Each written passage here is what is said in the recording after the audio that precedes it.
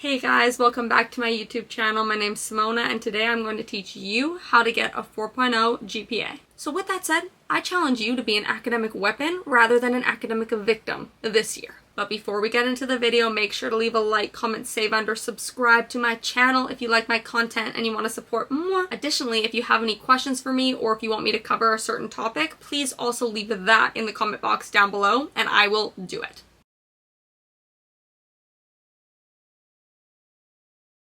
First things first, you gotta believe you're smart to become smart. If you believe you're stupid, you're not going to spend time studying because your brain is going to think that's a waste of time. So you got to gaslight yourself into believing that you are very smart even if you're not smart yet.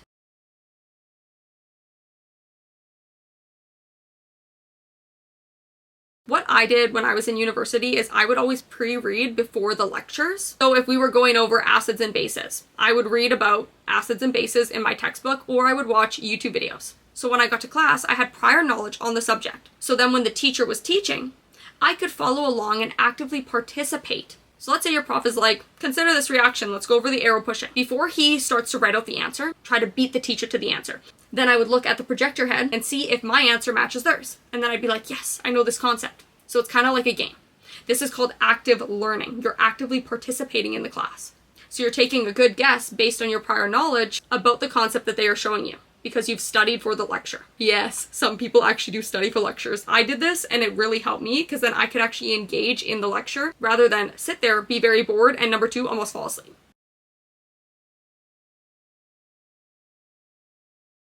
Every single time you show up to a lecture, bring 4 to 5 different colors of highlighters and designate each color of highlighter to a specific thing. For example, let's say the color red refers to things that confuse the heck out of you. So anything in the entire lecture that just went right over your head, highlight it in red. Step 2 is you're going to need to go talk to your professor. Ask them, is there any way you could elaborate on this concept that you went over in class? Because I just want to make sure I understand this concept in case it comes up on the midterm or the final exam.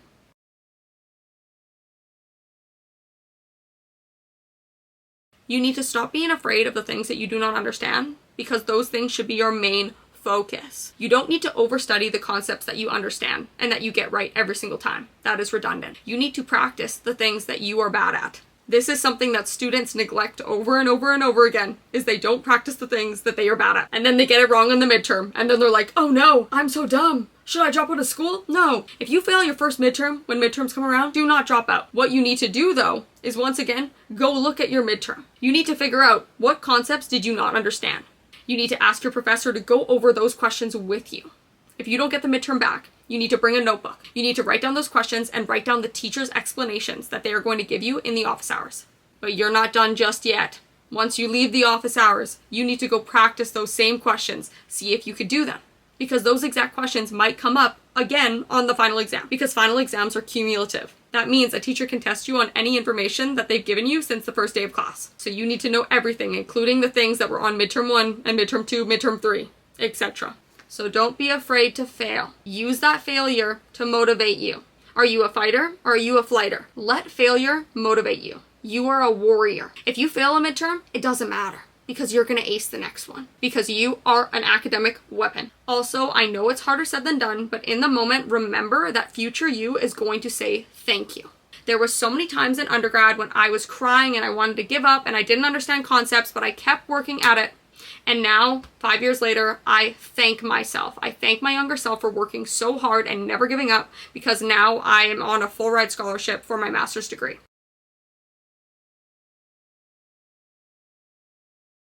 The next thing you've got to do to solidify concepts is try to explain it to your friends. I truly do believe if you can explain a concept to somebody else, especially somebody that is less knowledgeable in the field than you, then you truly do understand it.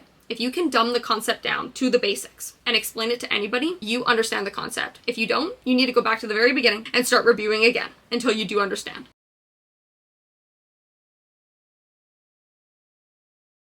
I don't think I'm somebody that's naturally a genius. By any means, I have to work very hard. But the thing is, your brain is an amazing organ. You can train it to become a genius brain. Just because you were born with a dumb brain doesn't mean you always have to have a dumb brain. You can make a dumb brain a smart brain. That is the beautiful thing about being a human being. So just believe in yourself.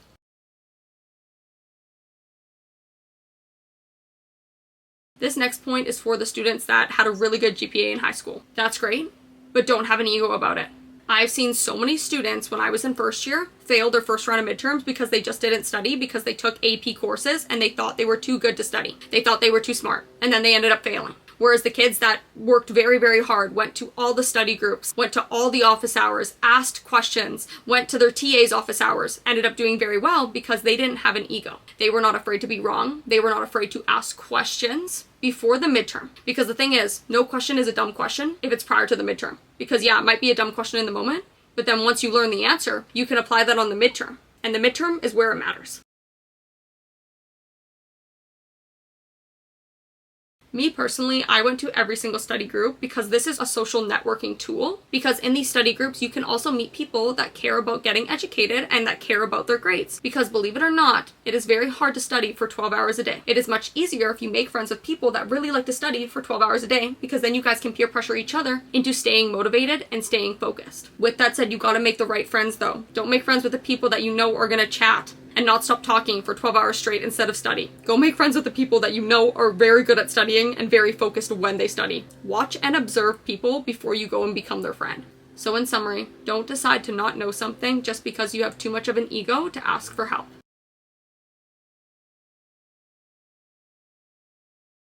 My next point, I actually got this from a book, but it says, stop creating your glow up story because who cares what they think of you? Do everything for yourself and believe in yourself. I don't personally believe in manifestation. Like, I don't believe you can grab a rock. I have a rock right here. I don't believe that I can, look at this crystal and say, please make me smarter.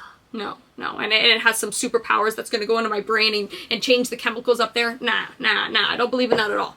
But what I do believe is that this is a form of gaslighting yourself. And I do think gaslighting can be very effective if you use it properly and in a healthy way. So for example, if I'm like, having this rock in my bag makes me have a better day. That might make me think that I'm gonna have a better day, and then the placebo effect is going to be me actually just having a better day. Who cares how the job gets done, if it gets done? You know what I mean? So if you really need a rock to help yourself get through the day or help yourself get through a course, let that rock help yourself get through the course.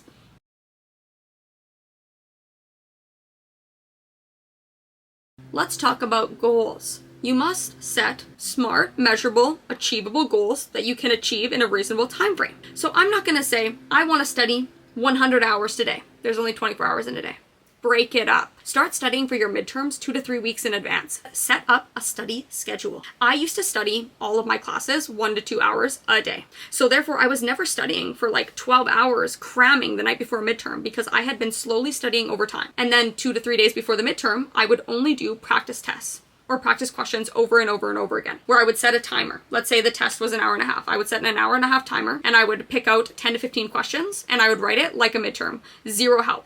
And then whatever questions I got wrong, I would go and I would redo them. And I would go over the concepts that I got wrong in the textbook and on YouTube. I would watch crash course videos, review them, and then I would write another test focusing in on the concepts that I was confused about. And I would do this over and over and over again till I was confused about no concepts. So set achievable goals and keep the promises that you make to yourself.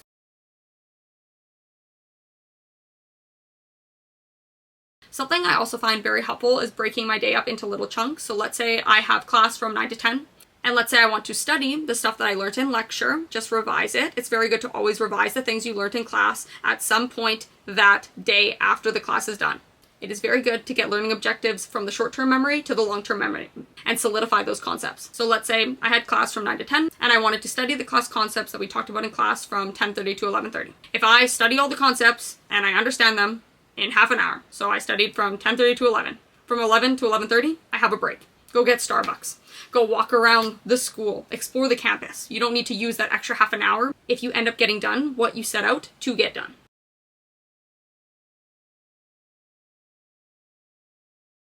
Finally, for this video, believe in yourself. You can be smart. You've literally got this. To end this video off, I gotta say, anybody can be smart. If I can do it, you can do it too.